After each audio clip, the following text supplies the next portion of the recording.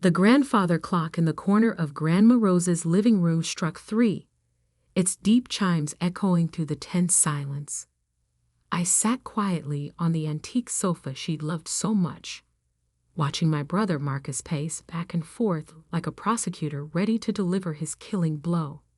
Around me, our entire family had gathered for what Marcus called an emergency meeting about Grandma's estate. Mom dabbed her eyes with a monogrammed handkerchief, one of Grandma's last gifts to her. Dad sat rigid in his armchair, his jaw clenched. Aunt Patricia and Uncle David whispered in the corner, shooting suspicious glances my way. I'm Emma Sullivan, 29, the youngest grandchild and apparently, according to my brother, a thief. I've called everyone here today, Marcus announced, his voice dripping with fake solemnity, because something terrible has happened. Something that would break Grandma's heart if she were still with us. I fought the urge to roll my eyes. Marcus had always been theatrical, especially when he thought he had the upper hand. As the eldest grandchild and successful corporate lawyer, he was used to commanding attention, to being believed without question. 2 days ago, he continued, while doing an inventory of Grandma's belongings, I discovered something shocking. He paused for effect. The safe in her study, the one where she kept her most valuable possessions and emergency cash, had been emptied. $100,000 gone. Gasps filled the room. Aunt Patricia clutched her pearls. Mom started crying harder. But how? Uncle David demanded. Only family knew about that safe. Marcus's eyes locked onto mine, cold and triumphant. Exactly. And only one person was here regularly in Grandma's final weeks. Only one person had unlimited access to the house, to the safe. All eyes turned to me. I kept my expression neutral, even as my heart pounded against my ribs. Emma. Marcus said my name like it was something dirty. Would you like to explain where the money is? I looked at him calmly. No, I wouldn't. She stole $100,000 from Guar and Dima's safe. Marcus's voice boomed through the room. Our grandmother trusted you, Emma. She let you stay here, care for her, and this is how you repay her memory. Mom broke into fresh sobs. Emma, how could you? We should call the police, Aunt Patricia declared. No need. Marcus smiled coldly. As executor of the estate, I've already spoken to them. They're just waiting for my signal to press charges. I stood up slowly, smoothing down my simple black dress, another of Grandma's gifts. Are you finished, Marcus? Finished? I'm just getting started. Do you deny taking the money? Actually, I reached for my laptop bag. I'd like to show you all something first. Marcus scoffed. What could you possibly show us that would excuse theft? I didn't respond. Instead, I walked to the large TV mounted on the wall. A smart TV I'd helped Grandma set up last year. As I connected my laptop, I could feel Marcus's confidence wavering slightly. 3 months ago, I said quietly, Grandma asked me to install a security system. She was worried about break-ins in the neighborhood. We put cameras everywhere, including her study. Marcus's face went slightly pale. The footage backs up to a secure cloud server, I continued, typing in my password. Everything is date and time stamped. Shall we watch what really happened to the money in Grandma's safe? This is ridiculous, Marcus sputtered. You're obviously trying to cover your tracks. The video started playing. There was Marcus, clear as day, entering the study at 2:17 a.m. last Tuesday. We all watched in silence as he went straight to the safe, opened it with practiced ease, and began stuffing stacks of cash into a black duffel bag. That's not what it looks like," he stammered. I paused the video on a perfect frame of his face, illuminated by his phone's flashlight, as he counted the money. "Would you like me to play the audio?"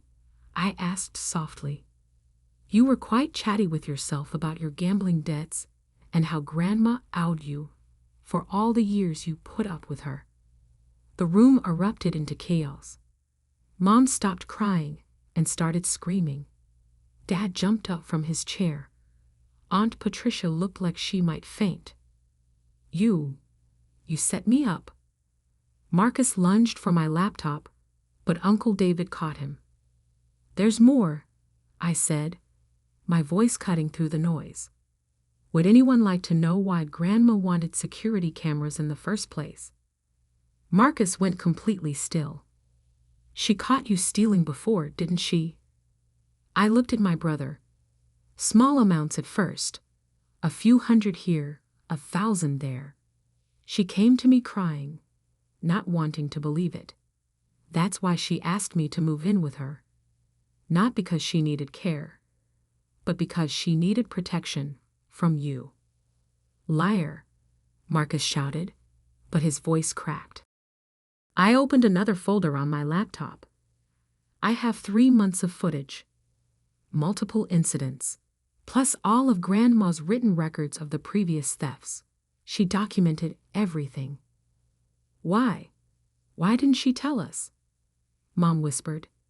"Because she loved him," I replied simply. "She wanted to give him a chance to stop on his own, to be better.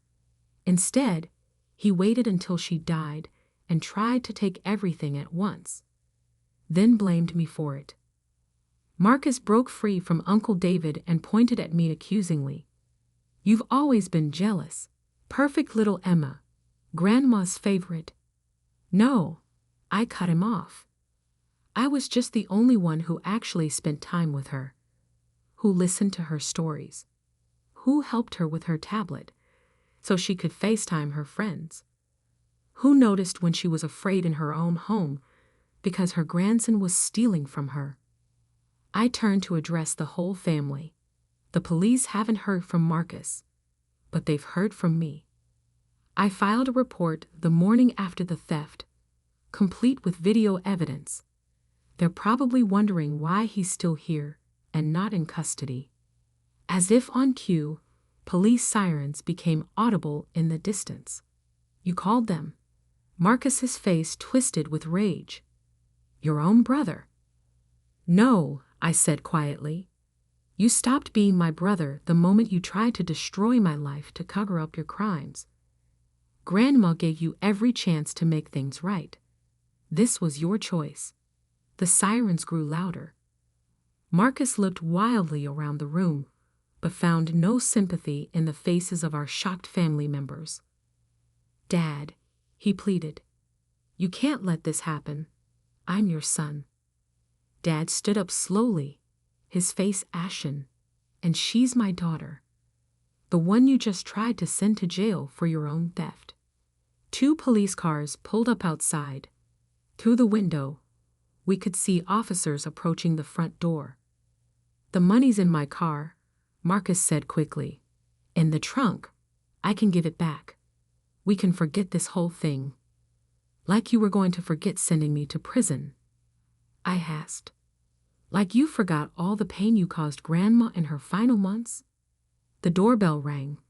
Aunt Patricia went to answer it, her legs shaking. As the officers entered, reading Marcus his rights, I thought about the last conversation I had with Grandma. She'd been sitting in her favorite chair, looking out at her garden.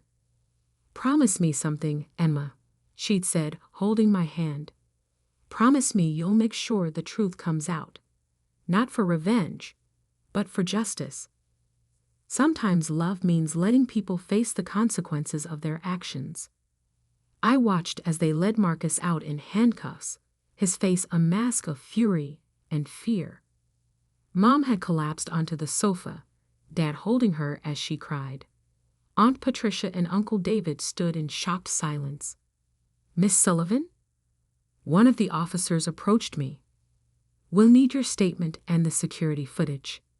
I nodded, picking up my laptop. As I followed him to the door, I paused by the family photo on the wall, taken at Grandma's last birthday. Everyone smiling, Marcus's arm around my shoulders, his other hand probably already reaching for Grandma's purse. Sometimes the people closest to you are the ones you need to fear most. And sometimes protecting someone's memory means exposing the very things they tried to hide. The fallout from Marcus's arrest spread through our family like wildfire. By evening, my phone was flooded with messages from relatives I hadn't heard from in years. Some apologized for believing him. Others asked for details, hungry for gossip. A few demanded I drop the charges to keep this in the family. I ignored them all. Instead, I sat in Grandma's study, now a crime scene processed by police, looking at the open safe that had caused so much chaos. Inside, I found something the police had missed.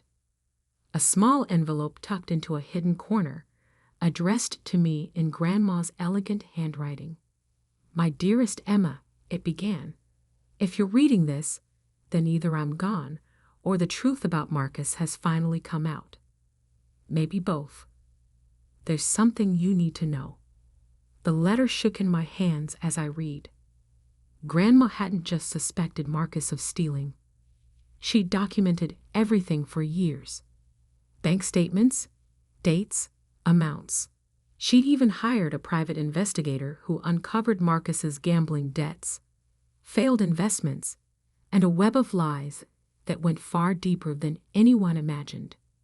"I've changed my will," she wrote. "Marcus doesn't know. Nobody does. Everything goes to you, Emma. Not because you're my favorite, but because you're the only one who saw me as a person, not a bank account. The only one who'll use it wisely." My hands trembled. The estate wasn't just the house and the safe money. Grandma had been wealthy. Really wealthy. Old money from real estate investments, smart stock picks, and decades of careful planning. A knock at the door interrupted my thoughts. It was Dad, looking older than I'd ever seen him. "Your mother's finally stopped crying," he said, settling heavily into Grandma's leather chair. "She's taken sleeping pills. Patricia and David went home." He paused, running a hand over his face. "The police found the money in Marcus's car. All of it, along with other things." "What other things?" "Forged documents, blank checks with Grandma's signature practiced on them, even a key to her safety deposit box at the bank." He looked at me with red-rimmed eyes. "How long did you know?" I held up Grandma's letter. She told me pieces. Asked me to install the cameras. But I didn't know everything until now. Dad read the letter slowly, his face growing paler with each line. When he reached the part about the will, he sat back, stunned. "There's more," I said quietly. "The detective called while you were with Mom. They found evidence on Marcus's phone, texts to loan sharks, plans to sell Grandma's jewelry. He wasn't just stealing cash. He was planning to clean out everything of value as soon as she died." "And I believed him," Dad whispered. "When he said you took the money, I believed him. My own daughter." "You always believed him, Dad. Every time." The truth of it hung between us. Every childhood argument, every disputed story, every time Marcus had blamed me for his mistakes, they'd always taken his side. The successful son over the quiet daughter. My phone buzzed. A text from Marcus's wife. "Sophie, how could you do this to him? To us, we have children." I showed it to Dad. Interesting how she's not asking how he could steal from his dying grandmother. "Sophie called me earlier," Dad said. "She's known about his gambling for years. Helped him hide it.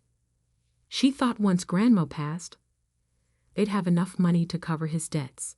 Instead, they'll have legal fees and probably divorce costs, I noted. The detective mentioned they're looking into her involvement too. Dad stood up suddenly. I need to show you something.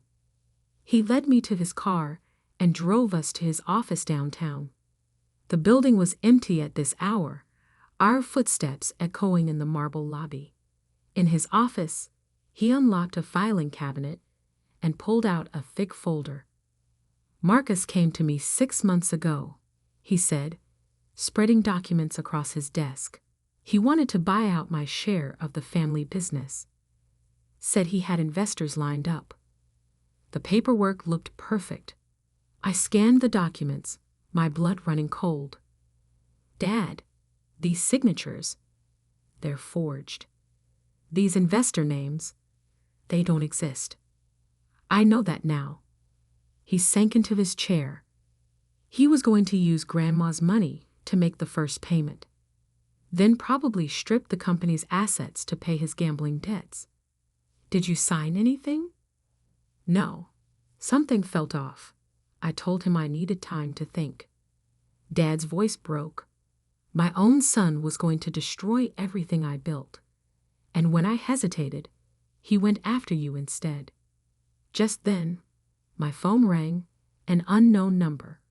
It was Mr. Patterson, Grandma's attorney. Emma, I've just filed the will with the court, he said without preamble. But there's been a development. Marcus's wife is contesting it, claiming your grandmother was coerced. They're demanding an emergency hearing. I put the phone on speaker so Dad could hear. They don't have grounds, Patterson continued. The will is ironclad. Your grandmother knew exactly what she was doing. But what? They're claiming you manipulated her. That the security cameras were part of a plan to control her, isolate her from family. They're trying to paint you as the abuser. Dad's face hardened. Like hell they are. I need you both at my office first thing tomorrow, Patterson said. Bring any documentation you have of Marcus's activities. We're not just defending the will anymore. We're protecting Emma's reputation. After we hung up, Dad turned to me. I'm so sorry, Emma, for everything, for not seeing who he really was, for not protecting you. I looked at the forged documents on his desk, thinking of Grandma's letter in my pocket. Maybe it's time we all saw the truth, Dad, no matter how much it hurts. Because sometimes the biggest theft isn't money or jewelry or property. Sometimes it's trust. And unlike money, once trust is stolen, it can never truly be returned. The courtroom was silent except for the soft whir of the overhead fan as the security footage played on a large screen. Frame by frame, 3 months of Marcus's betrayal unfolded before the judge. Not just the final theft, but dozens of smaller incidents. Each one meticulously time-stamped. Each showing my brother systematically stealing from our dying grandmother. Sophie sat behind her expensive lawyer, dressed in black like a widow, dabbing at non-existent tears. Marcus wasn't present. He was still in custody, denied bail due to flight risk after the police discovered packed bags and one-way tickets to the Cayman Islands in his office. As you can see, Your Honor, Mr. Patterson said, pausing the video, this was no isolated incident. This was a calculated pattern of elder abuse and theft. Sophie's lawyer jumped up. Objection. This video evidence was obtained without my client's husband's knowledge or consent. It's a violation of privacy. Overruled, the judge cut in sharply. Ms. Sullivan had written permission from the homeowner to install security measures. And given the evidence of prior theft, Mrs. Rose had every right to protect herself in her own home. I sat straight-backed beside Mr. Patterson, wearing one of Grandma's vintage brooches, a small silver rose she'd given me on my 25th birthday. "For my Rose," she'd said, "who blooms quietly, but beautifully." The next hour was a parade of revelations. Bank statements showing Marcus's gambling losses. Credit card bills revealing secret loans. The private investigator's report detailing how deep the deception went.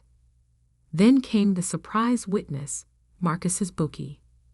"Yeah, he was in deep," the man testified, looking uncomfortable in his suit. "Kept saying his grandmother was loaded, that he'd pay everything once she kicked it. Last month, he promised me $200,000 from her safe." Sophie's face went pale. This was news to her.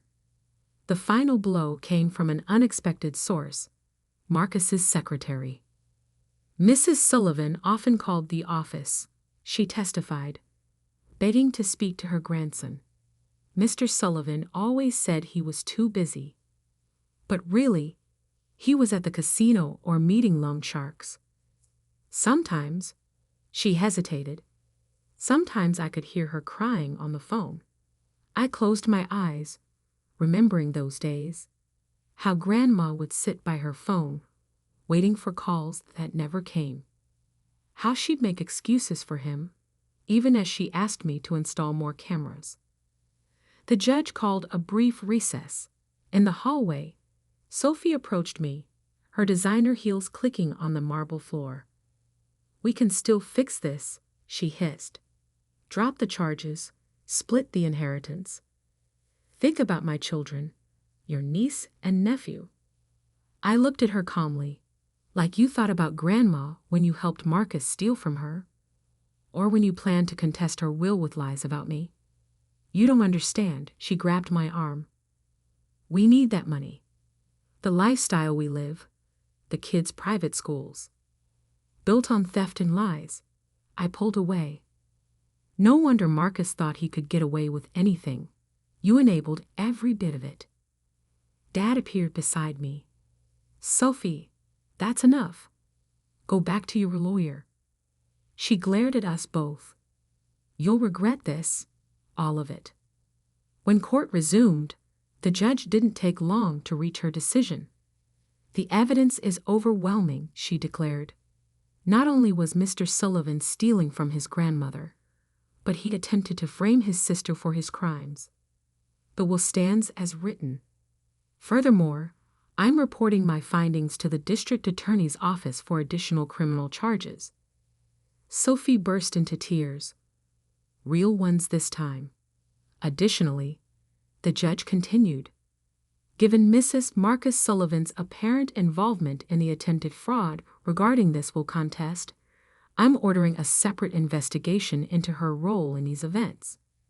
Mr. Patterson squeezed my hand as Sophie's lawyer slumped in defeat. Afterward, in the courthouse parking lot, Mom was waiting by her car. She hadn't attended the hearing, couldn't bear to see the family's dirty laundry aired in public, she'd said. "How bad was it?" she asked quietly. "Bad enough that Sophie's probably going to be charged too," Dad answered. "The kids, they'll need support through this." "I'll help with the kids," I said. Everyone looked surprised. "What? They're innocent in all this. Someone should make sure they don't pay for their parents' crimes." Mom started crying, something she'd been doing a lot lately. "I don't understand. How did we not see what he was becoming?" "Because you saw what you wanted to see," I replied. "The successful son, the perfect family man.